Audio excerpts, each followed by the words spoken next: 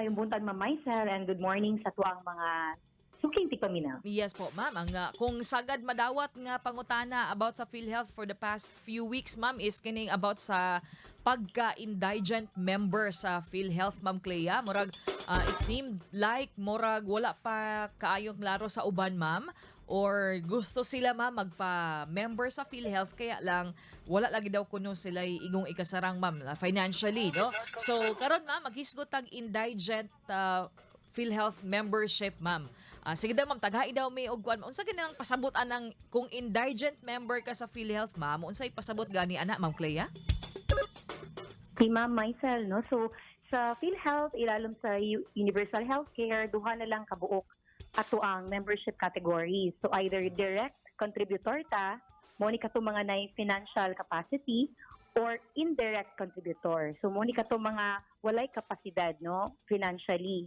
So, ang kaning mga indirect contributor, dili na pailalom ato ang mga indigents, no, or indigents, nga kanipod sila mamaysel identified by DSWD, pinaagi sa katong means test, no, ginabuhat nila, gina-check nila kung aduna ba gyud or wala ba gyud kakayanan ang usa ka panimalay, no, isa ka pamilya.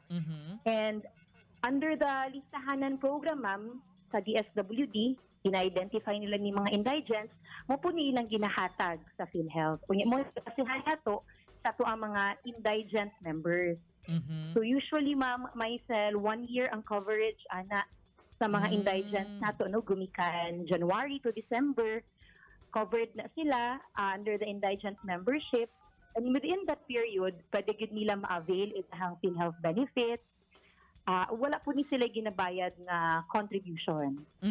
Yes, ma'am. So, kana ang mga indigent PhilHealth members nato. Katong mga naagid man, no, sama sa imong giingon, ma'am, nga based sa listahan sa DSWD, didto ta magbasay, ma'am. So, maora gid na siya, ma'am, ang kinibang legit na kanang listahan, ma'am, no, wala na ilaing kuhaon, ma'am, dili listahan ni kapitan or kinsang listahan di, ma'am, kay usahay man god labinag sa barangay naaday na mga chismis, ma'am, nga kung di ka maapil sa listahan, dili ka maapil as indigent member sa mga ingon ani ingon ana. Pero ang atong klarohon lang, ma'am Clea, is ang katulang yung lehitimo nga basihanan aron mahimong indigent PhilHealth member, ma'am, is ang listahan po ni DSWD. Tama ba, ma'am?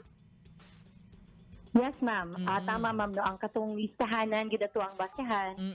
However, Ma'am Maisel, no, gusto ko nato klaruhon nga kung adunay mga miyembro or even katong nga dili pa miyembro sa PhilHealth, unya ma-consider sila as indigent, nya labi na, ma'am, kung admitted na, no, or naanay sila availment sa PhilHealth, namang gud po tay pinaagi, no, nga ma-avail sila sa PhilHealth benefits. Labi na kay immediate eligibility na ta. So, ang mahitabuan ni Ma'am Maisel kay no, kay ano sila kanang makita nila dito sa ato ang mga hospital through the social worker, no, pwede sa LGU or sa municipality na social worker, magpaasa sila kung financially incapable para ma-avail nila ang PhilHealth benefit. Opo. Ma'am, naadri dugang pangutana, ma'am, kay naamang daw kuno siya'y nadunggan nga naa daw gina quote-unquote sponsoran ang LGU, ma'am, aron mahimong indigent member. Kinsa pa jud ang naga-shoulder, ma'am? Aside sa listahan, aside sa government, nabay mga LGUs pod nga nagahimo niini, ma'am? Si dati mamaysal na siya katong napatay ginatawag na sponsored program. No, nga ang LGUs ang naga-identify sa ilahang mga ipang sponsor na mga individuals sa PhilHealth. Pero with UHC, manggod, ma'am, no, nahimo na ginatanan indigent. Ang source of kanang kumbaga fund, ma'am, no, to pay for the premium contribution or to subsidize the contribution sa mga members is kanina naging ato ang national government.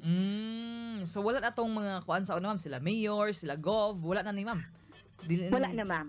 Okay. So, nindot po din siya nga lakang, ma'am, no? Para dili na matali po ba politically. So, makagid ni siya ang listahan. Ma'am, wala man tayo ginaingon, ma'am, no, nga limited slots lang, ma'am, para ma-appeal ka as indigent member sa PhilHealth. Nabaingon ni ana, ma'am? Or kutob sa mga naa sa listahanan ni DSWD nga na-consider nga indigent are qualified, ma'am Clea? Yes, ma'am, wala. tay limited no or kanang limit ato ang ginabasahan gid nila ana ma'am is katong means test no kung makapasa ta atong means test. Okay po. Sige, salamat kaayo. Ma'am, so far for today, ma'am, mauna ako ang main agenda, ma'am, sa akong ipangutana sa imuha. Gikan sa atong mga tigpaminaw unless, Ma'am Clea, na akay gusto pang ipahibalo sa atong mga members, especially sa atong mga indigent member, ma'am? Yes ma'am, siguro ma'am myself no in line sa tuang nastoryahan karon. Mm-mm. Daghan magug mga utana gyud no kay dili sila aware kung appeal na bagid sila sa kaninga programa. Mm. So dili ta magduha-duha no nga mga utana ta kay the only way ma'am no may balaan nato kung na-identify ta is kung ma-verify nato na sa atong record. So makita man gyud na sa ato ang mga PhilHealth no record. Mhm. At the same time ma'am kung naagi mga cases no sama sa kong gingon kanina nga wala sila na-identify pero considered gyud sila as financially incapable. Mhm. Dili ta kinahanglan mag-uol ma'am kay with PhilHealth under Universal Healthcare immediate eligibility na ta no maka-avail gyud ta sa ato ang benepisyo dayon. Wow, sige po. So, it means, ma'am, for example, ako, ma'am, qualified ay ko, tapos wala ko kahabalo, ma'am, niya, kailangan na ako mo gamit og PhilHealth kinay mga emergency. So, automatic, ma'am, qualified ko, ma'am, maka-avail ko sa mga benefit.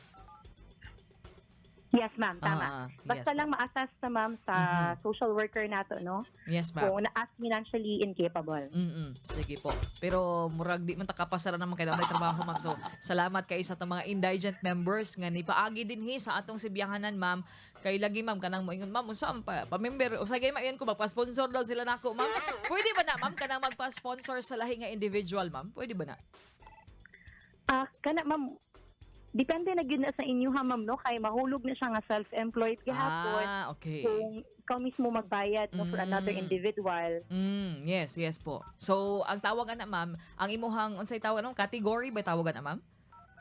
Yes ma'am, imong Oo. category is Oo. direct contributor ka no kay voluntarily nagabayad ka sa imong contribution. Okay, sige. So, kamo na lang magsabot, ana, kung naa may mga ingon ni ana. So, pwede niyo sponsor karong bulan na lahi. Next month, lahi na po. Depende ra gina siya, mga kasama. Salamat, Ma'am Clea. Naba kay dugang pahibalo, ma'am, sa atong mga members, ma'am? Yes ma'am, reminder na lang siguro ma'am Maisel, una katong ato ang deadline sa pagbayad sa contribution, labi na itong mga direct contributors nato, no, mga voluntary members sa PhilHealth, gina-remind nato sila kay ting bayad na pod karon ma'am, no, or ting deadline na pod. So last week, no, or last day of the month, June 30 mo na itong deadline for the second quarter. And ikaduha ma'am Maisel, katong gihapon na to ang konsulta registration, no? So ginauhag po nato ang tanan nga magpa-register sa ilahang napili nga konsulta provider. Yes, ma'am. Thank you as always, Ma'am Clea. More power to PhilHealth, ma'am. Until next Friday po. Salamat, ma'am. Yes, ma'am, daghang salamat ma'am Maisa, may buntag. Si Ma'am Clea Guevara kasama sa PhilHealth 11 kada Biyernes. Kung amoy mo tumaw nga pangutana, hala i-text or chat lang dinhi sa RMN Davao.